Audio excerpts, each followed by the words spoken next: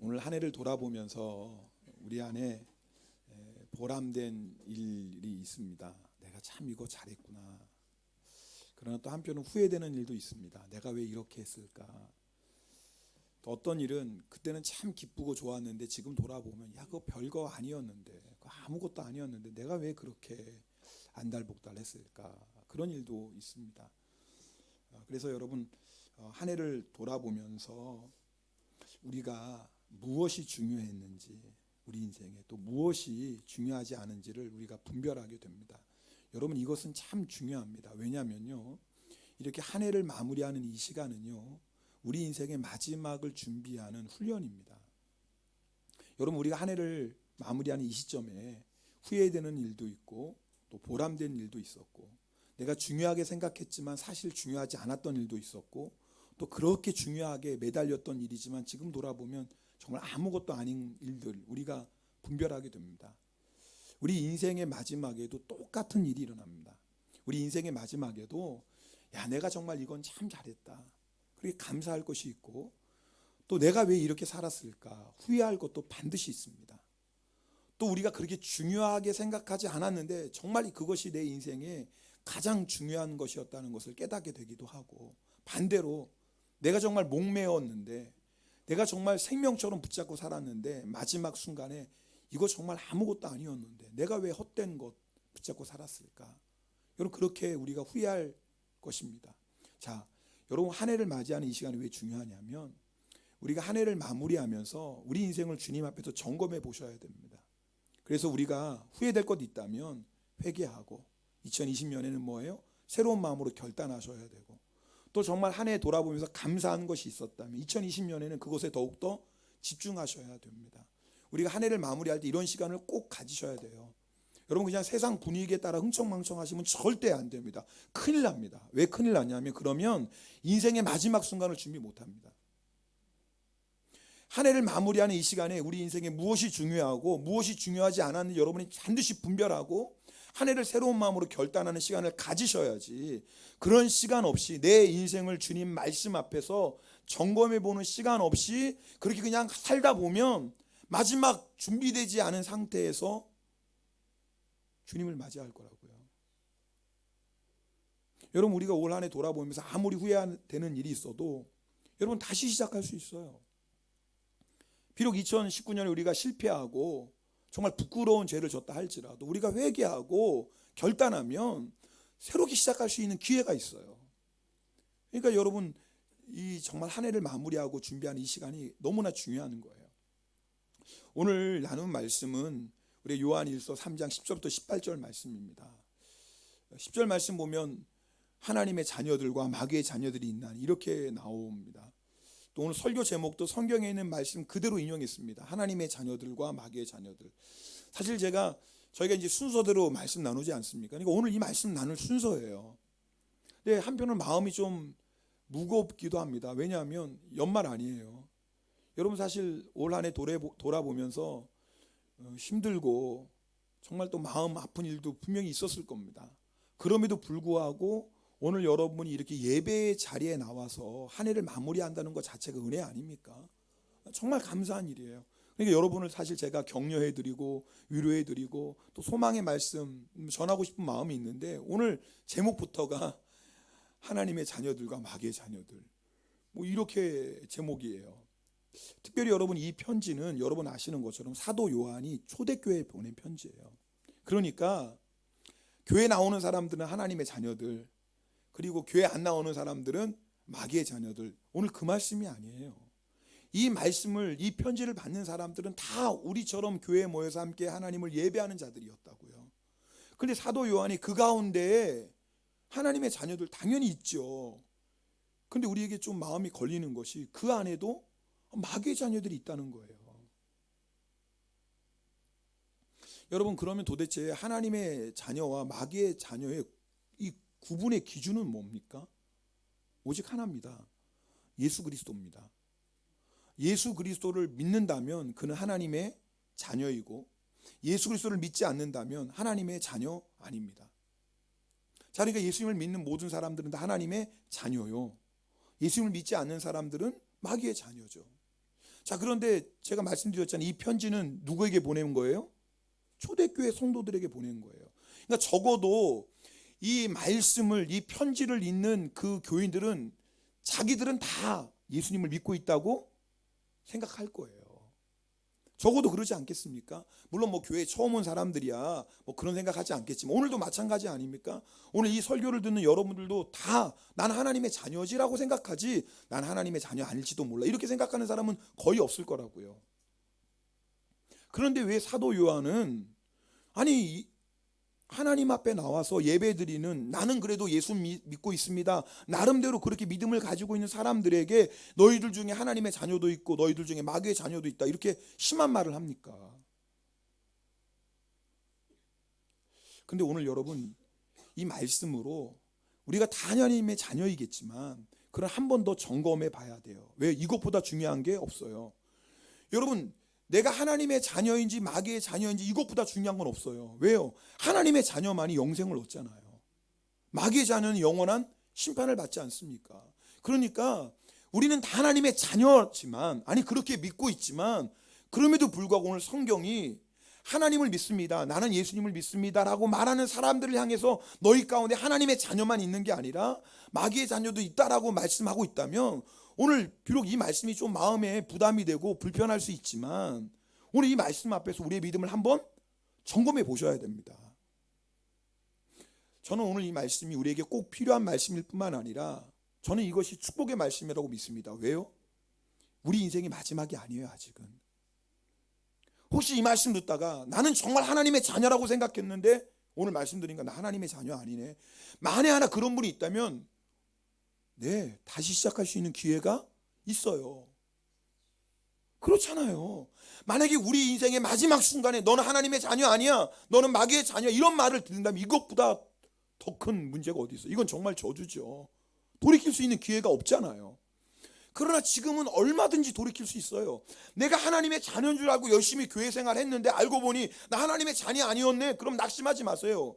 주님 앞에 오늘 회개하고 정말 예수 그리스도 나의 주님으로 영접하고 다시 시작하면 돼요. 아멘. 마지막이 아니라고요. 우리가 다시 시작할 수 있는 기회가 있어요. 그래서 저는 오늘 말씀이 축복의 말씀이라 믿습니다. 요한일서 1장 12절 말씀 함께 읽겠습니다. 요한일서 1장 12절입니다. 영접하는 자 곧 그 이름을 믿는 자들에게는 하나님의 자녀가 되는 권세를 주셨으니 아멘. 그러니까 하나님의 자녀가 되는 유일한 기준은 누구예요? 예수 그리스도. 다른 그 어떤 것으로도 하나님의 자녀 될 수 없어요. 뭐 우리가 세상 사람 볼 때 아무리 뭐 착하고 성실하게 살아도 그것 가지고 하나님의 자녀 될 수 없어요. 우리가 세상에서 아무리 뭐 좋은 일 많이 한다 할지라도 물론 그것은 귀한 일이지만 그것 가지고 하나님의 자녀 될 수 없어요. 왜요? 하나님은 거룩하신 분이에요. 그래서 거룩한 자만 하나님의 자녀가 될 수 있어요. 근데 죄인인 우리가 어떻게 하나님의 자녀가 될 수 있겠어요? 그래서 우리는 예수 그리스도의 십자가의 보혈이 필요합니다. 예수 그리스도의 십자가의 보혈피로 정결하게 씻음 받은 자만이 하나님의 자녀가 될 수 있어요. 누가복음 16장에 보면 여러분 잘 아는 거지 나사로와 부자의 비유가 나옵니다. 여러분 거지 나사로는요 부자의 상에서 떨어지는 것으로 살았던 사람이에요. 세상의 관점으로 보면 가장 불행하고 천한 인생입니다. 근데 놀라운 건 나사로는 하나님의 자녀였어요.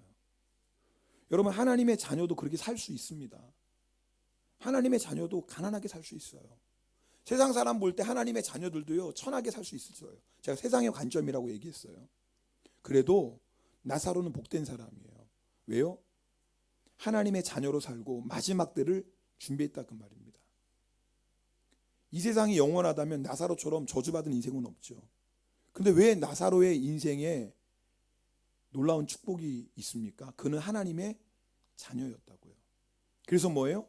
죽어서 아브라함의 품, 하나님의 품에 안겼어요. 자, 부자는 날마다 좋은 옷을 입고 날마다 잔치하며 삽니다. 세상 사람들 꿈 아닙니까?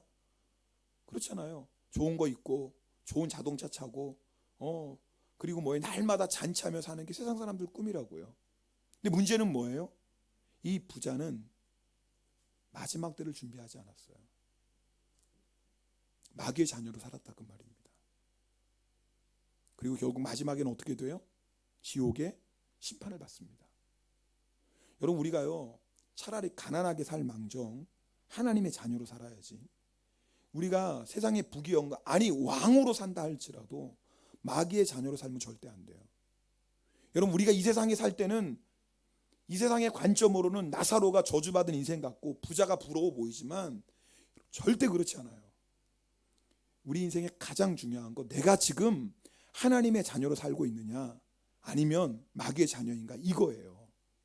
여러분 2019년 우리가 여러 가지 힘든 일을 만났고 여러분 지금도 여러분 그 어려운 가운데 있다 할지라도 내가 분명히 하나님의 자녀로 올 1년을 살았다면 여러분 잘 산 거예요. 정말 잘 사신 거예요. 하나님의 은혜 가운데 있는 게 분명합니다. 낙심하지 마세요. 절망하지 마십시오. 그러나 반대로 내가 올 1년 동안 돌아보면 잘 나갔어요. 꽤 많이 벌고 성공하고 높아지고 출세했어요. 그렇다 할지라도 만약에 하나님의 자녀로 살지 않았다면 헛된 인생 산 거예요. 자랑할 거 아무것도 없어요. 나중에 주님 앞에 섰을 때는 다 부끄러운 인생이에요. 그러니까 우리 인생에 가장 중요한 게 무엇인지 여러분 꼭 붙잡으셔야 돼요. 내가 하나님의 자녀인가라는 문제예요. 누가 하나님의 자녀라고요? 예수 그리스도를 나의 주님으로 믿고 고백하는 자가 하나님의 자녀예요. 자, 그런데 아니 사도 요한은 왜 이미 예수님을 주님으로 고백하는 자들에게 이 편지를 보냅니까? 마음이 부담되게. 우리 10절 말씀 같이 읽겠습니다. 오늘 본문 10절 말씀 함께 읽겠습니다. 이러므로 하나님의 자녀들과 마귀의 자녀들이 드러나나니 무릇 의를 행하지 아니하는 자나 또는 그 형제를 사랑하지 아니하는 자는 하나님께 속하지 아니하니라. 자, 여기 보면 하나님의 자녀를 얘기하고 마귀의 자녀를 얘기하면 그 기준을 얘기합니다. 무슨 말이냐면 하나님의 자녀라면 너희가 하나님의 자녀로서 열매를 맺을 것이고 너희가 마귀의 자녀라면 마귀의 자녀로서 열매를 맺을 거라는 거예요. 뭘 보라는 거예요? 열매를 보라는 거예요. 예수님께서 마태복음 7장에 이렇게 말씀하셨습니다. 우리 마태복음 7장에 있는 말씀 우리 함께 읽겠습니다. 열매로 그들을 알지니 가시나무에서 포도를 또는 엉겅퀴에서 무화과를 따겠느냐. 이와 같이 좋은 나무마다 아름다운 열매를 맺고 못된 나무가 나쁜 열매를 맺나니 좋은 나무마다 아름다운 열매를 맺고 못된 나무가 나쁜 열매를 맺나니 아름다운 열매를 맺지 아니하는 나무마다 찍혀 불에 던져지느니라. 이러므로 그들의 열매로 그들을 알리라. 그러니까 뭐가 중요하다라는 거예요? 열매가 중요해요. 여러분 그 다음에 나오는 말씀 읽지 않았지만 그 다음에 어떤 말씀 나오는 줄 아세요? 주여 주여 하는 자마다 다 아버지께로 천국에 들어갈 것이 아니요 오직 내 아버지의 뜻대로 하는 자라가 천국에 들어가. 그 말씀이 나와요. 그러니까 오늘 이 말씀은 예수님을 모르는 사람에게 하신 말씀이 아니라고요. 예수님을 향해서 주여 주여 부르는 자들이에요. 자, 그러니까 예수님이 기준인데 예수님을 믿으면 하나님의 자녀요. 예수를 믿지 않으면 마귀의 자녀인데 근데 오늘 성경은 우리에게 열매를 말하는 너희가 정말 하나님의 자녀 맞냐? 네, 저 하나님의 자녀입니다. 저 예수님 나의 주님으로 고백하고 믿으니 난 하나님의 자녀 분명합니다. 그래? 그럼 네 열매를 좀 확인해 봐라. 오늘 성경의 말씀이 그거예요. 나는 마귀의 자녀 절대 아닙니다. 나는 예수님을 믿고 있으니까 나는 마귀의 자녀 절대 아닙니다. 성경이 말하는 거. 그래? 그럼 너 어떤 열매 맺고 있는지 한번 확인해 봐라. 그러니까 오늘 여러분이 내가 지금 어떤 열매를 맺고 있는지 뭐 해야 돼요? 확인해 보셔야 돼요. 에이, 나는 뭐 확인할 것도 없어요. 나는 분명히 하나님의 자녀 맞다니까요. 맞아요. 아마 여러분 다 하나님의 자녀 맞을 거예요. 그러나 너무나 중요한 문제니까 한번 오늘 하나님 말씀 앞에 점검해 보자고요. 나는 정말 하나님의 자녀인가? 그럼 그 열매가 뭐예요? 10절에 마귀의 자녀가 맺는 열매가 두 가지네요. 첫 번째 하나님 오늘 보니까 의를 행하지 아니하고 두 번째 뭐예요? 형제를 사랑하지 않는 거예요. 그러니까 마귀의 자녀 열매가 뭐냐? 의를 행하지 않는 거. 이 말은 뭐예요? 하나님의 말씀에 순종하지 않는 거예요. 그래서 사실 의를 행하지 않는 것과 형제를 사랑하지 않는 건 동일한 말씀이에요. 왜냐하면 여러분 서기관이 예수님께 물어봅니다. 어떤 계명이 가장 큽니까? 라고 물어봐요. 그때 예수님께서 뭐라고 말씀하시죠? 다 아시죠? 마음을 다하고 목숨을 다하고 뜻을 다하여 주 너의 하나님을 사랑하라 그래요. 맞습니다. 우리 예수님 여러분 잘 들으셔야 돼요. 야, 무슨 중요한 게 어디 있어? 다 중요해. 다 하나님의 말씀이야. 다 중요한 거야. 이렇게 말씀하시지 않았어요. 중요한 거 있지. 그럼 중요한 계명 있어. 이 모든 성경 가운데 가장 중요한 계명 있지. 마음을 다하고 목숨을 다하고 뜻을 다하여 주 너의 하나님을 사랑해라. 이것이 가장 큰 계명이야. 그럼 여기서 끝나셔야죠. 왜요? 서기관이 뭐 물어봤어요? 가장 큰 계명 물어봤어요. 그래서 예수님은 이상해요. 가장 큰 계명을 물어봤는데 둘째도 말씀하세요. 서기관은 첫째만 물어봤거든요. 그래서 예수님은 물어보지도 않은 둘째까지 말씀하세요. 그리고 둘째는 이거야. 내 이웃을 내 자신같이 사랑해라. 여러분, 왜 예수님은 물어보지도 않은 둘째 계명도 말씀하셨을까요? 첫째 계명과 둘째 계명은 하나이기 때문에 그래요. 무슨 말이냐면, 여러분, 우리가 하나님을 사랑하는 것보다 중요한 계명은 없어요. 내가 아무리 다른 계명을 다 지켜도 하나님을 사랑하지 않는다면 그 사람은 하나님의 계명 지키지 않는 사람이 볼 것도 없어요. 첫 단추 잘못 끼워지면 나머지 거는 볼 것도 없어요. 그죠? 자, 그런데 우리가 하나님을 사랑하는데 문제는 뭐냐면, 때로는 우리가 하나님을 사랑하지 않으면서도 사랑하고 있다고 착각할 수 있다 그 말이에요. 그래서 내가 하나님을 사랑하는지 사랑하지 않는지는 반드시 형제의 사랑을 통해서 확인해 봐야 돼요. 하나님을 사랑하는 사람은요, 반드시 이웃을 내 자신처럼 사랑합니다. 하나님을 사랑하는 사람은 그 안에 하나님의 사랑이 있는 거거든요. 하나님의 사랑이 그 안에 있기 때문에, 그래서 뭐예요? 그 사람은 이웃을 자기 자신처럼 사랑한다 그 말이에요. 그래서 하나님 사랑과 형제 사랑은 뭐예요? 하나예요. 나는 하나님 사랑합니다. 그런데 형제를 사랑하지 않습니다. 이런 건 있을 수가 없어요. 자, 그러니까 결국은 내가 형제를 사랑하지 않는다면 뭐예요? 오늘 성경 말씀은 마귀의 자녀라는 거예요. 어떠세요? 하나님 그렇게 말씀하셔도 하나님 제 얘기 좀 들어보세요. 사랑할 만해야지 사랑하죠. 하나님 그런 사람을 어떻게 사랑합니까? 다른 사람은 하나님 몰라도요, 하나님 그 사람은 정말 몰라서 하시는 말씀인데 그 사람은 정말 사랑할 수도 없고 그 사람은 정말 용서할 수 없어요. 하나님 아세요? 그럼 하나님이 그 얘기를 듣고 뭐라고 하실까요?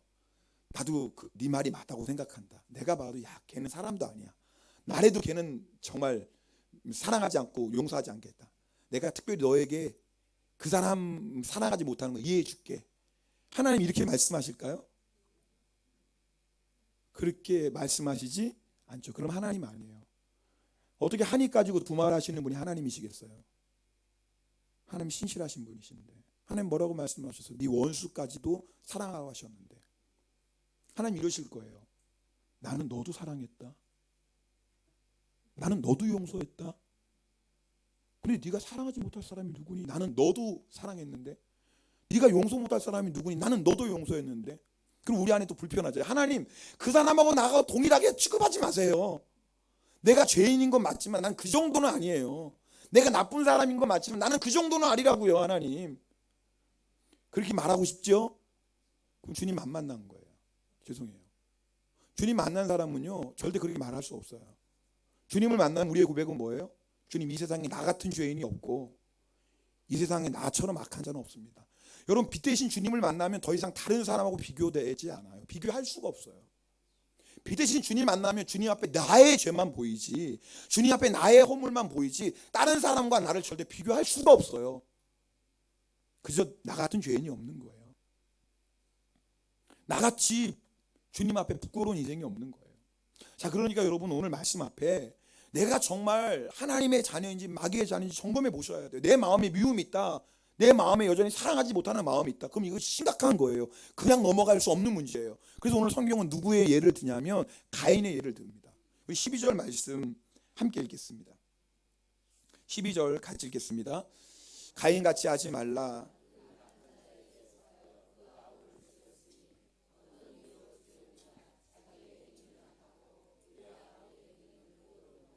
네, 여러분 보세요. 누구 얘기를 해요? 가인 얘기를 해요.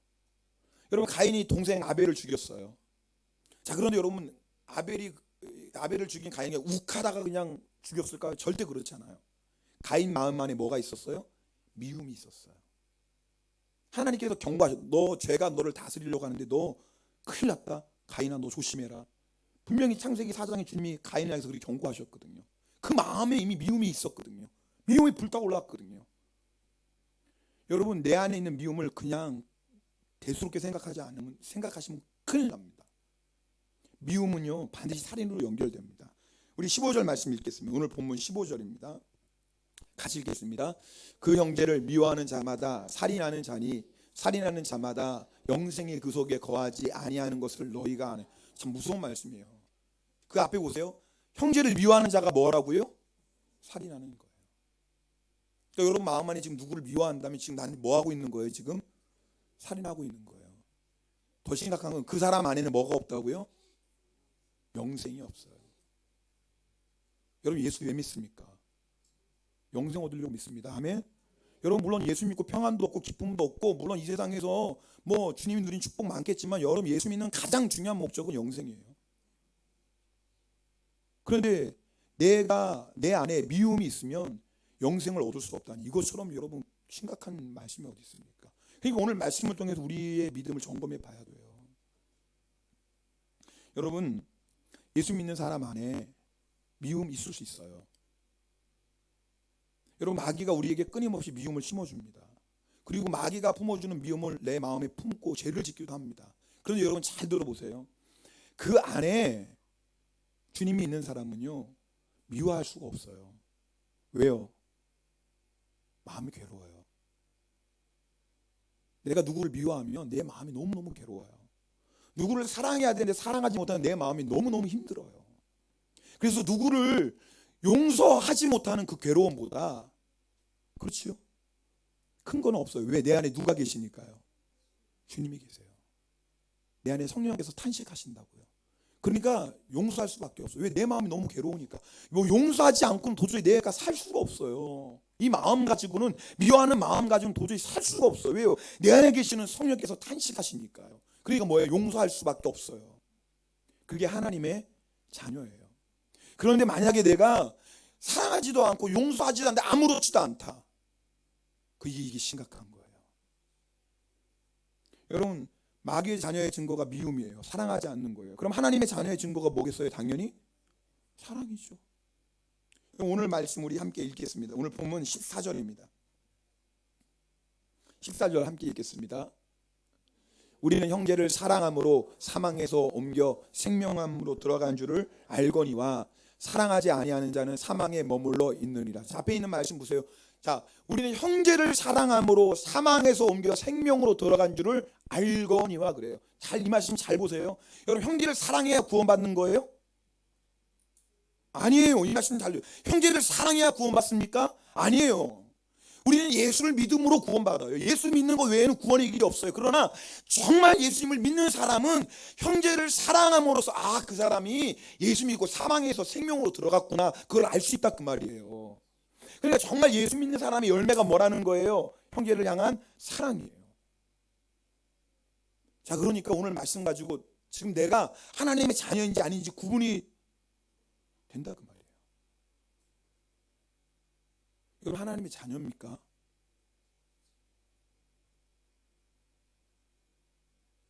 그럼 오늘 심각하게 이 질문 앞에 대답하셔야 돼요.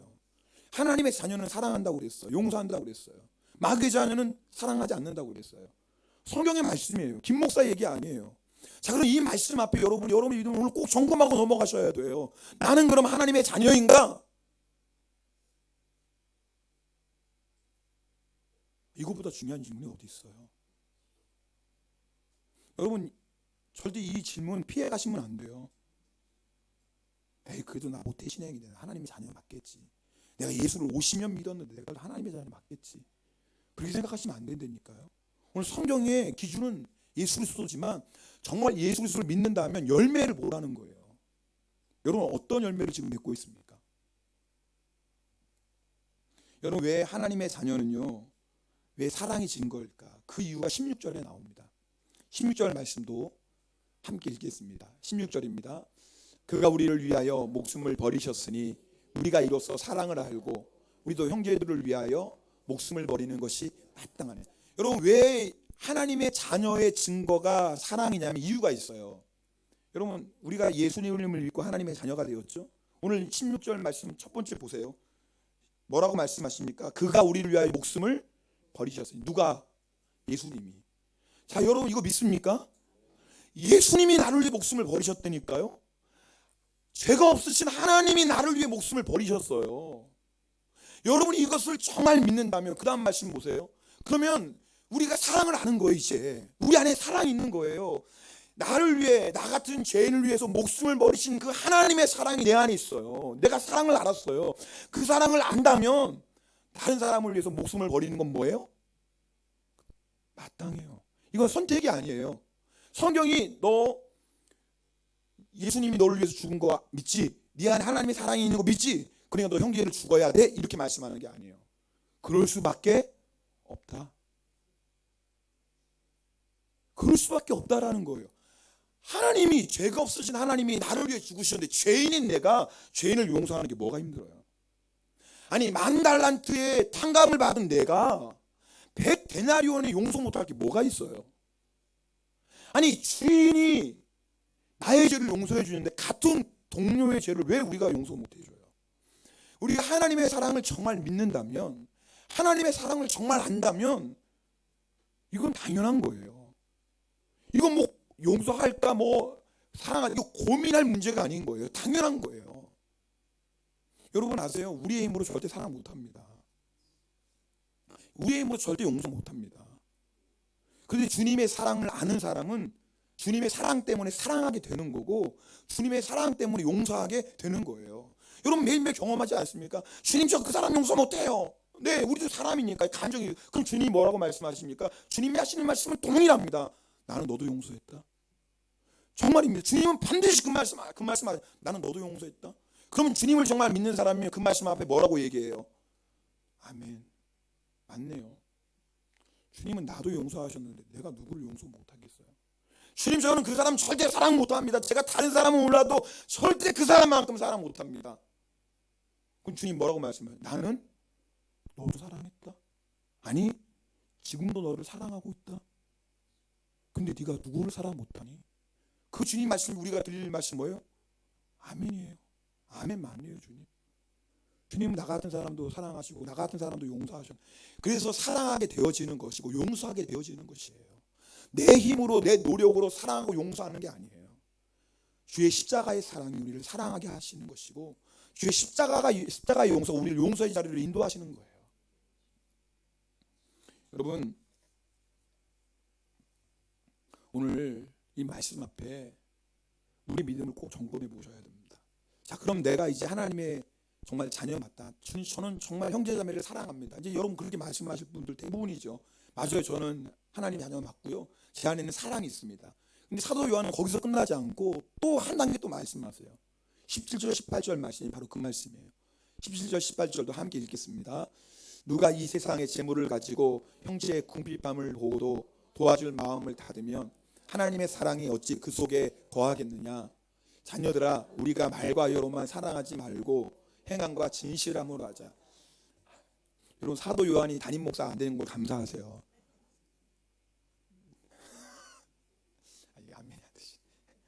저처럼 마음이 여리고 약해서 이렇게 오늘 같은 말씀 한번 전하고 그 다음에는 슬쩍 빠지지. 사도 요한은 매 주일마다 이 설교했대요. 초대교회 전수다 보면 사도 요한이 매일마다 똑같은 설교했대요. 사랑하는 자들아 우리가 서로 사랑하자. 하나님 사랑은 하나님께 속한 것이니 사랑하는 자가 하나님의 자녀고 사랑하지 않는 자는 마귀의 자녀다. 매일 설교했대요. 그러니까 하루는 제자들이 아니 사도 요한 선생님 아니 예수님의 제자 아닙니까? 예수님이 얼마나 많은 말씀하셨으면 좀 다른 설교 좀 해주세요. 맨날 그 똑같은 설교 하지 마시고 부담스럽게. 사도 요한이 이렇게 말씀했다고 그래요.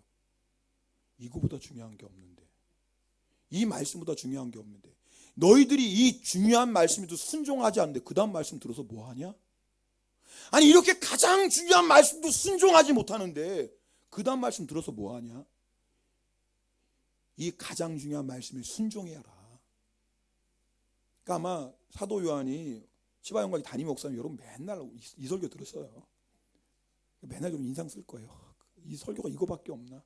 미운 사람은 미운 거고 사랑 못하는 사람은 사랑 못하는 거지. 뭐 사랑하면 하나님의 자녀고 미워하면 마귀. 맨날 그 설교만 한다고.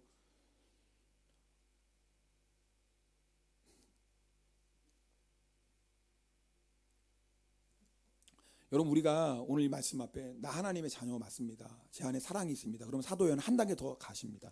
성경은 그래? 네 안에 사랑이 있다고. 그럼 하나 더 점검하자. 네 안에 사랑이 있다고 했지? 자 그러면 너 궁핍한 현재 보고 어떻게 하고 있니? 오늘 그렇게 말씀하시는 거예요. 성경은 실질적이에요. 여기서 궁핍이라는 건 매일매일의 일용할 양식이 없는 궁핍이에요. 하루 먹어 사는 사람이 궁핍이에요. 누군가 도와주지 않으면 살 수 없는 궁핍이에요. 자, 여러분, 그런데 그렇게 궁핍한 형제가 있습니다. 여기서 형제는 여러분 믿음의 가족을 얘기합니다. 이거 의심할 것도 없이. 자, 그런데 그렇게 여러분 궁핍한 사람을 보면 여러분 어떤 마음이 들어요? 도와주고 싶은 마음 들지요? 들지요? 도와주고 싶은 마음 들어요. 자, 세상 사람도 그런 사람 보면 도와주고 싶은 마음 들까요? 안 들까요? 들어요. 세상 사람. 왜? 양심이 있으니까. 하나님 만지 양심이 있으니까. 그런데 세상 사람들은 물론 도와주는 사람도 있지만 대부분 그 양심의 그 소리를 가로막습니다. 왜요? 양심의 소리보다 욕심이 더 커요. 나 먹을 것도 없는데 아유, 내가 뭐 도와줘. 세상 사람들은 아무리 그 양심이 소리쳐도 타락한 양심이기 때문에 자기의 욕심으로 양심의 소리를 얼마든지 그 마음을 닫을 수 있어요. 그런데 오늘 말씀 보면 하나님을 믿는 사람은 형제의 궁핍함을 보면 그 마음을 닫을 수가 없어요. 이게 아멘이 돼야 되는데. 여러분, 물론 우리 안에 내가 왜 도와줘야 돼? 나 말고 도와줄 사람 많어. 그리고 한 번 도와주면 버릇돼. 맨날 도와달라고 그래. 그렇게 도와달라다가 한 번 거절해봐. 그러면 욕먹어. 도와주고 욕먹는 거야. 아이, 처음부터 안 도와주는 게 좋아. 우리 안에 그런 마음 들 수도 있어요. 왜? 우리 안에 죄인의 본성이 있으니까요. 나를 위하는 욕심, 이기심이 우리 안에 있으니까요. 근데 우리 안에 있는 그 욕심, 이기심보다 뭐가 더 강하다고요? 하나님의 사랑이 더 강해요. 성령의 감동이 더 강해요. 하나님의 사랑이시기 때문에 그래요. 그래서 내 안에 도와줄 마음이 있는데 하나님의 사랑이 거하는 사람은 그 도와줄 마음을 막을 수가 없어요. 여러분, 마귀와 하나님이 싸우면 누가 이겨요? 아, 이거 대답하셔야죠. 마귀와 하나님이 싸우면 누가 이겨요? 하나님이 뭔지 아세요? 사랑이시라고 그랬어요. 요한일서 4장에. 하나님은 사랑이시다. 마귀는 미움이거든요. 그러니까 사랑과 미움이 싸우면 누가 이겨요? 사랑이 이겨요. 아멘입니까? 네, 아멘이에요. 그러니까 내 안에 죄인된 본성이 있어서 도와줄 마음을 자꾸 막고 싶어요. 아니야. 나도 힘들어. 나도 어려워. 내가 꼭 도와줘야 되나? 막 막는데 도저히 막을 수가 없어요. 그 마음을. 왜요? 내 안에 있는 하나님의 사랑이 나를 감권하세요.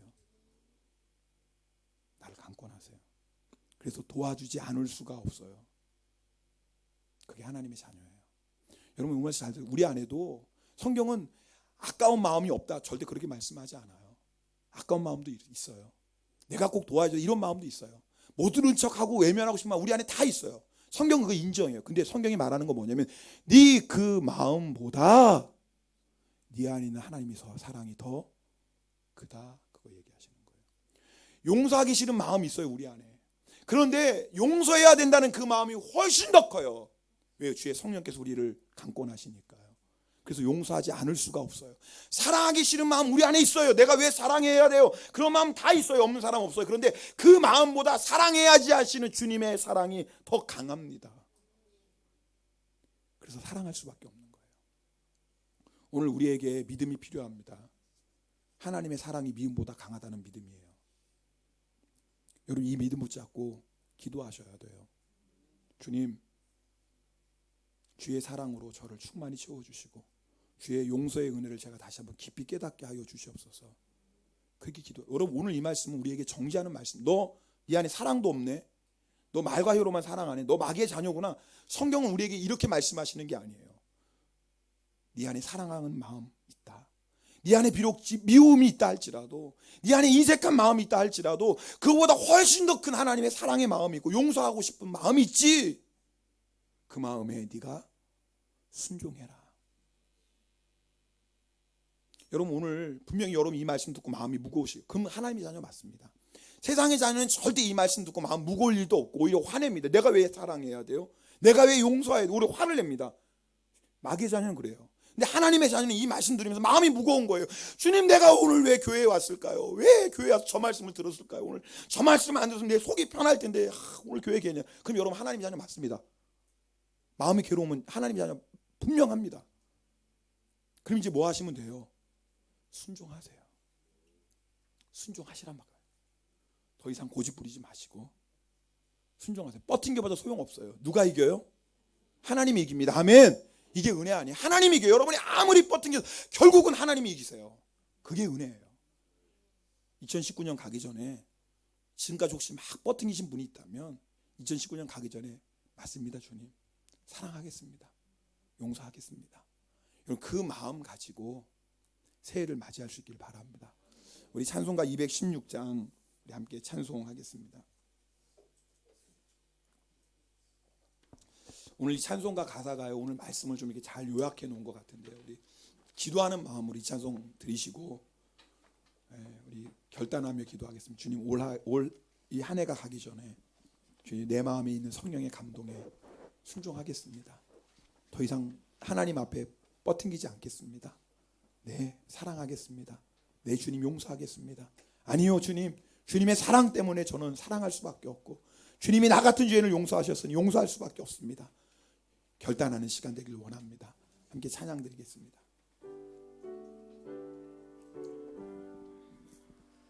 성자의 귀한